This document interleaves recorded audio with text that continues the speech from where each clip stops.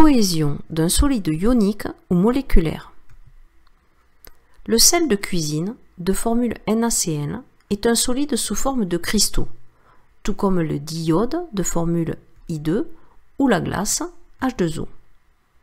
Pourtant, ces solides ne sont pas de même nature. L'un est ionique, les autres moléculaires. Les interactions responsables de la cohésion de chacun de ces solides sont différentes. Pour mieux comprendre ces différences, commençons par étudier la cohésion dans les solides ioniques. En bord de mer, des cristaux de sel peuvent se former naturellement. Ces cristaux, une fois broyés, se retrouvent dans des salières de table. Ce solide, de formule NaCl, est composé de deux types d'ions.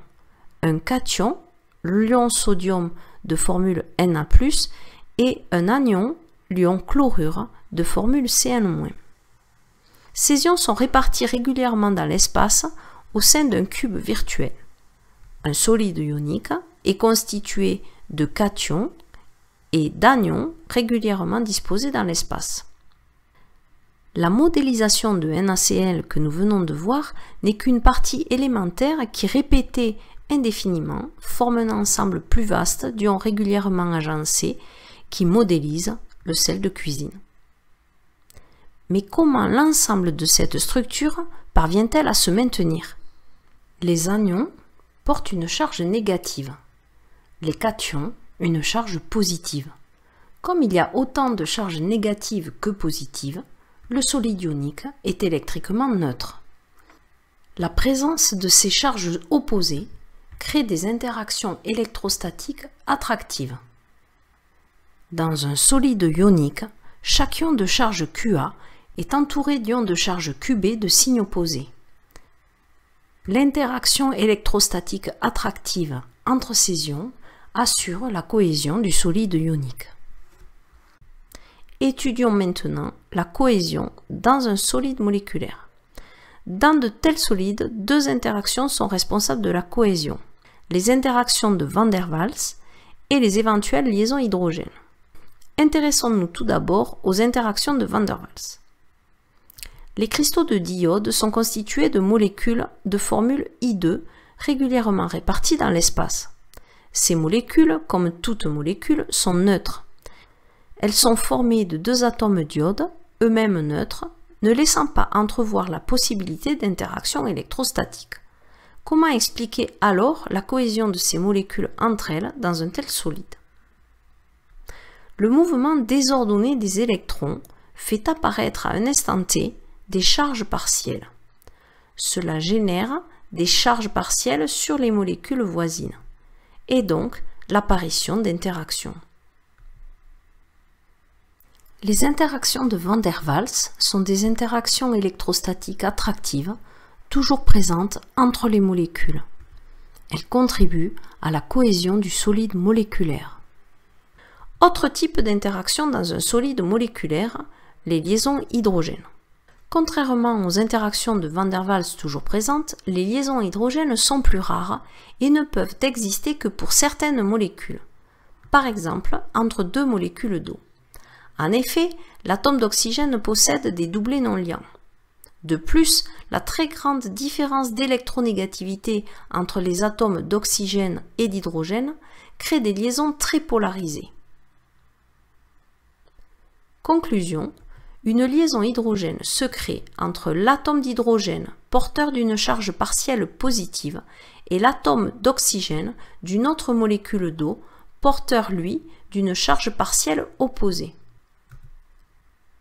Par exemple, dans la glace, solide moléculaire constitué d'eau, les liaisons hydrogènes contribuent pleinement à sa cohésion. Une liaison hydrogène est une interaction attractive établie entre un atome d'hydrogène lié à un atome très électronégatif, essentiellement F, le fluor, O, l'oxygène, ou N, l'azote, et un atome très électronégatif et porteur d'un doublet d'électrons non liants. Ainsi, la cohésion d'un solide moléculaire peut être assurée par des interactions de Van der Waals toujours présentes, des liaisons hydrogènes lorsqu'elles existent. Retenons donc: Un solide ionique est constitué de cations et d'anions régulièrement disposés dans l'espace. Il est électriquement neutre. Chaque ion de charge QA est entouré d'ions de charge QB de signes opposés. L'interaction électrostatique attractive entre ces ions assure la cohésion du solide ionique. La cohésion d'un solide moléculaire peut être assurée par des interactions de Van der Waals toujours présentes, des liaisons hydrogènes lorsqu'elles existent. Les interactions de Van der Waals sont des interactions électrostatiques attractives qui existent entre les molécules. Elles contribuent à la cohésion d'un solide. La liaison à hydrogène est une interaction attractive établie entre un atome d'hydrogène lié à un atome très électronégatif, essentiellement fluor, oxygène et azote, et un atome très électronégatif et porteur d'un doublet d'électrons non liants.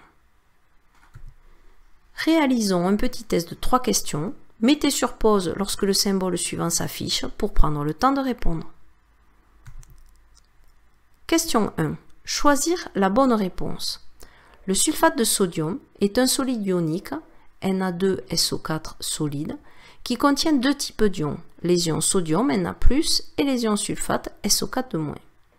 Ce solide est neutre et porteur d'une charge négative, doit sa cohésion aux liaisons hydrogènes.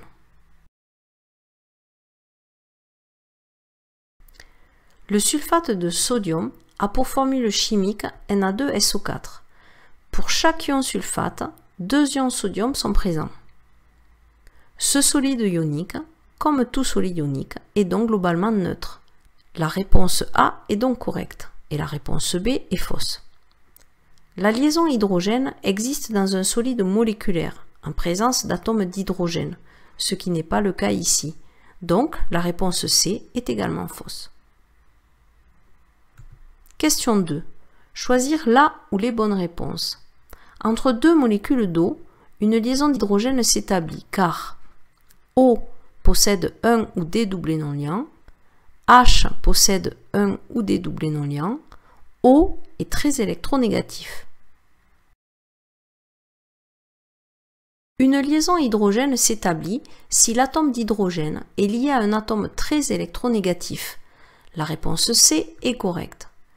La liaison hydrogène se forme entre 7 hydrogènes et un atome très électronégatif est porteur d'un ou plusieurs doublets non liants.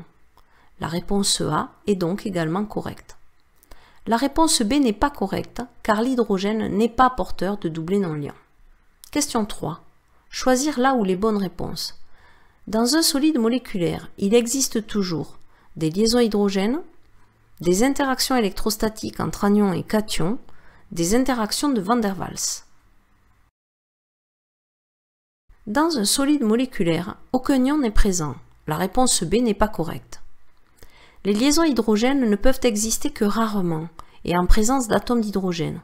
Par exemple, dans le diode solide moléculaire de formule I2, aucune liaison hydrogène n'est possible. La réponse A n'est donc pas correcte. En revanche, dans tout solide moléculaire, il existe des interactions de type Van der Waals.